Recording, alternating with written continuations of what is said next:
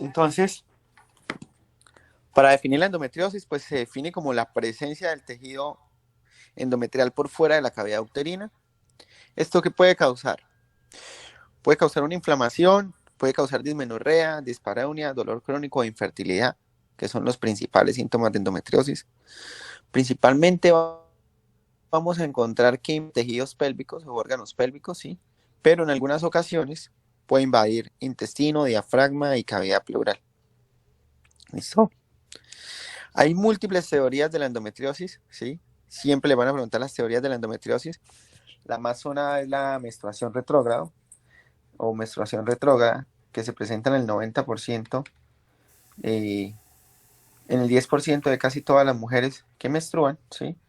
Menstruan inicialmente siempre a nivel del cuello uterino y en el 10% de los casos se somete a un reflujo a través de las trompas. Aunque es muy llamativa la hipótesis, no es un evento que se explique fisiológicamente el por qué el endometrio puede adosarse o puede pegarse a paredes de otros tejidos que no sean uterinos. Es por esto que estas teorías se tienen que acompañar de diferentes y otras teorías, como son la teoría del epitelio celómico, que corresponde a que hay una metaplasia del epitelio celómico, o sea, un cambio de un tejido especializado por otro tejido especializado, que el tejido peritoneal normal se transforma a través de transcripción metaplásica a tejido endometrial. La teoría de la inducción sostiene que hay un estímulo endógeno hormonal inmunológico que promueve la diferenciación de estas células del epitelio peritoneal a epitelio celómico. Células especializadas por células especializadas. Está la teoría de la metástasis linfática y vascular, que es que la endometriosis se disemina a través de vía linfática y hematógena y disemina células endometriales para lograr implantes a nivel extrauterino. La metástasis linfática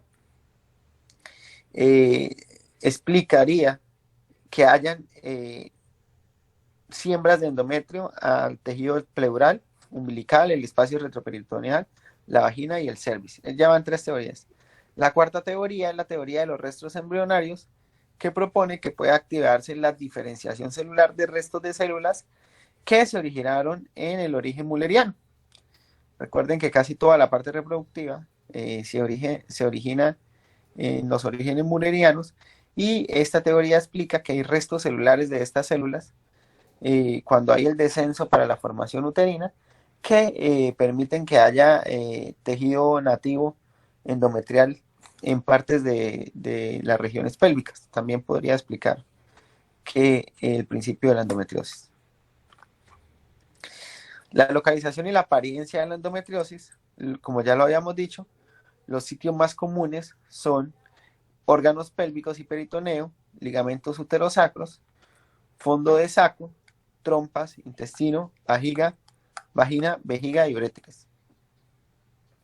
En un 44% se localiza en ovario izquierdo, en el 34% en fondo de saco anterior y posterior, en el ovario derecho en un 31% y en los ligamentos anchos, derecho e izquierdo, del 21 al 25%. Ligamentos uterosacros en menor caso, pero siempre la mayor, donde más vamos a encontrar siembras endometriales es en el ovario izquierdo. El aspecto de las siembras de endometriosis es aspecto de quemadura de pólvora sobre los ovarios o superficies serosas peritoneales. ¿Listo? La coloración puede ser negra o marrón oscuro, pero acuérdense de la coloración en chispa de pólvora. ¿Listo? Es lo más común que van a encontrar para la descripción de una lesión de endometriosis. ¿Listo? Y hay unas lesiones atípicas, que son las lesiones rojas, petequiales, vesiculares, polipoides, que no son las más comunes que van a ver, pero son las que ven en la primera imagen en la parte posterior del útero. Y en la segunda imagen encuentran las lesiones en chispa de pólvora, que son esas lesiones marroncitas negrosas. Entonces, característico de la endometriosis, para que vayan recordando, por si hay una pregunta en el parcial: lesiones en chispa de pólvora y mayor incidencia a nivel de localización del ovario izquierdo. Estas son las lesiones en llamas o activas, que son las lesiones rojas. que son las que están viendo en la imagen, ¿sí? Son lesiones que deben, a las que se le debe realizar tratamiento, porque son lesiones que van a generar mucha más diseminación que las lesiones en chispa de pólvora. ¿Cómo logramos verlas? Por la laparoscopia.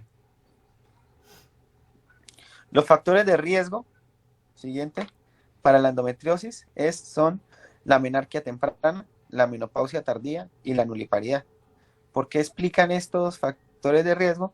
Porque una paciente con una menarquia temprana, con una menopausia tardía o nulíparas, son pacientes que han tenido mayor tasa de ovulación, ¿sí?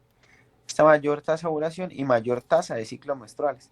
Porque recuerden que en el embarazo hay una privación de 1 a 13 meses de el ciclo menstrual, al igual que en las pacientes que se desarrollan tardíamente.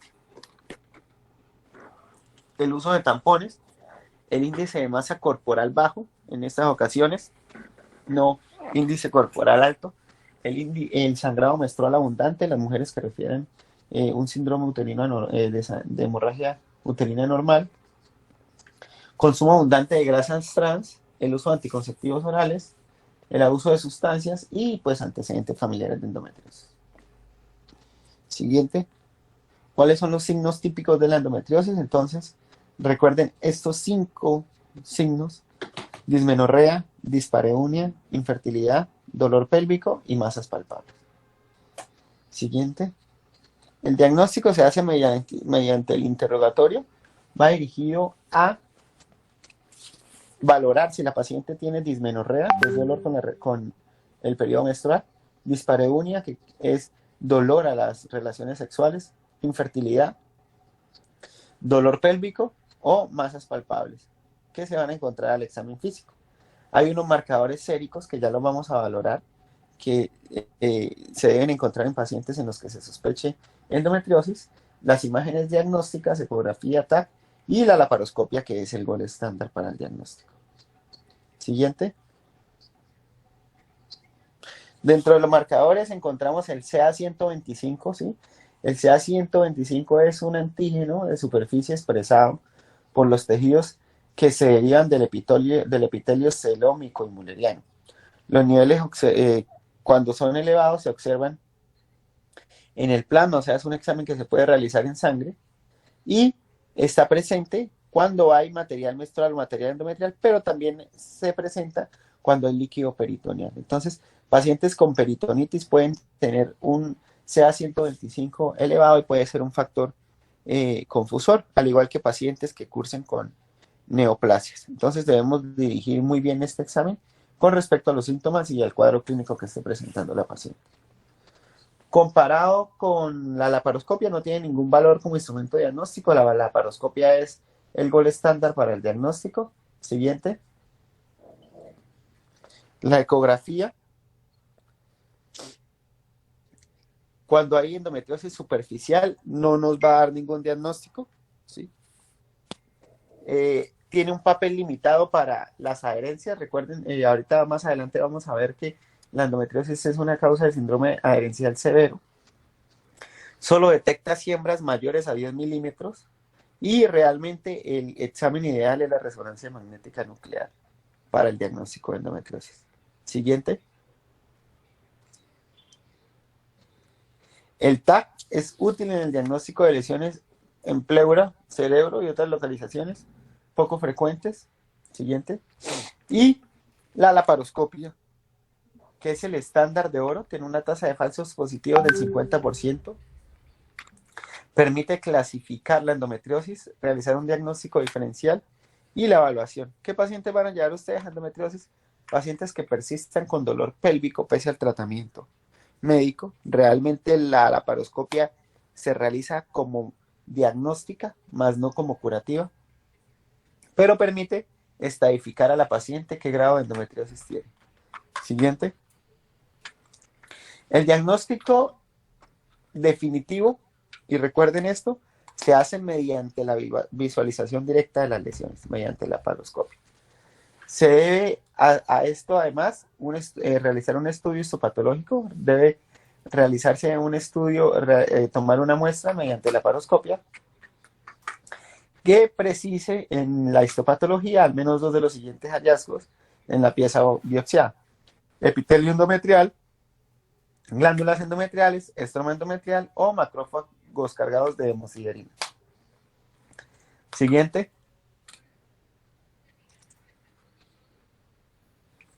La clasificación de la endometriosis. Entonces, la Sociedad Americana de Infertilidad 1979 genera una clasificación que fue revisada nuevamente en 1985 y fue actualizada por la Sociedad Americana de Medicina Reproductiva en 1996.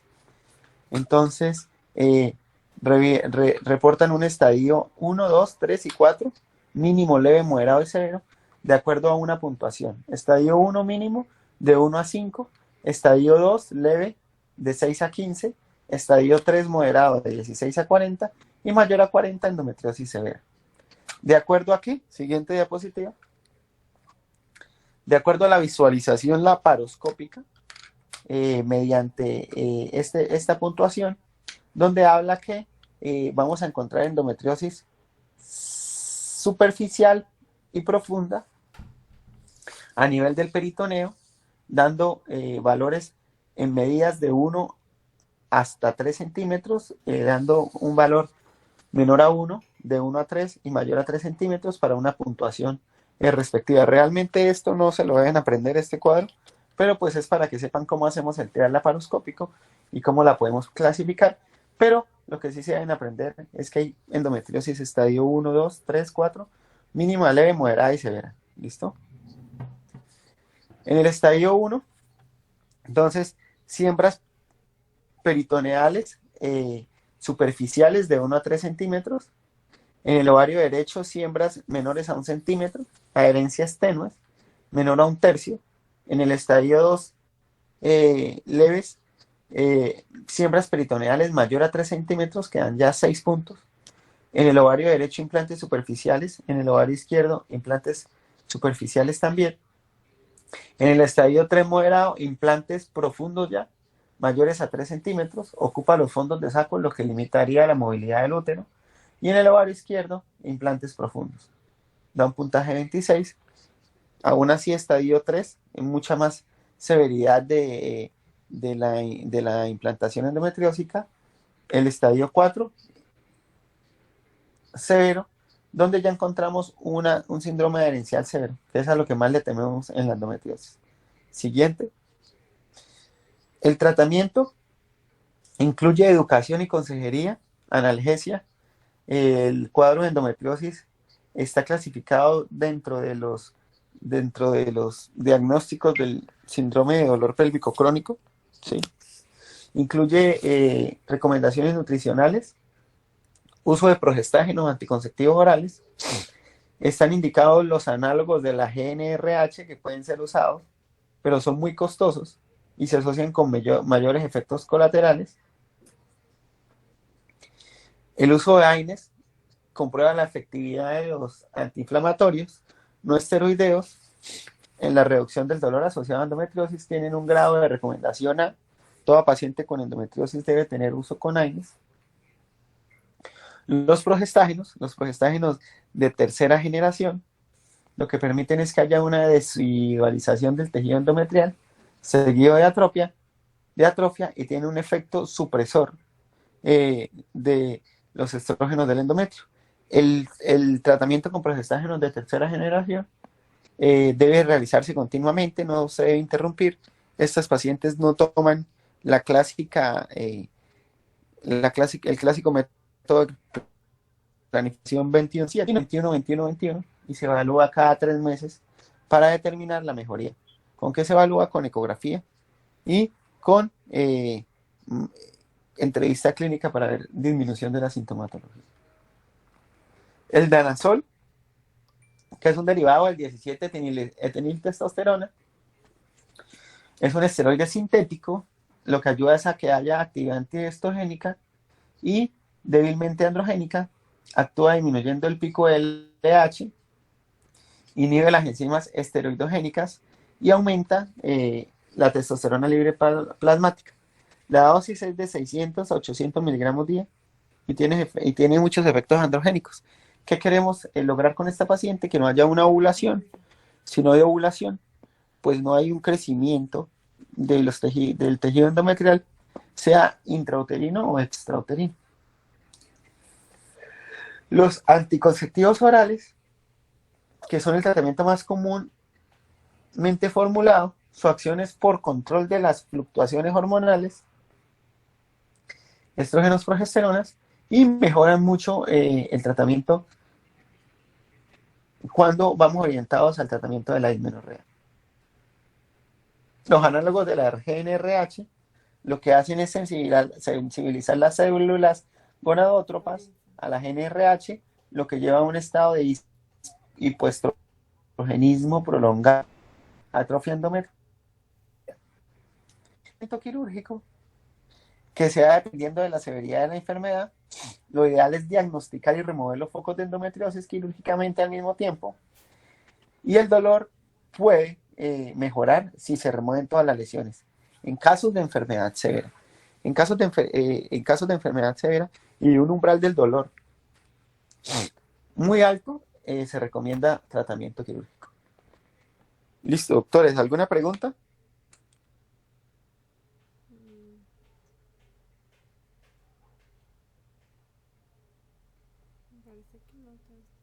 ¿Ninguna? Bueno, ¿quiénes tienen rotación desde mañana conmigo? Que no sé quiénes son. Nosotros, doctor. Nosotros, Angie doctor. yo, profesor Gina Vilardi y Juliana Zambrano. Bueno, listo. Nos vemos mañana allá a las 6:30 de la mañana. Listo, doctores, en piso. En piso. Listo, Listo, doctor. sí, señor. Bueno, que tengan buen día. Hasta luego. Hasta luego.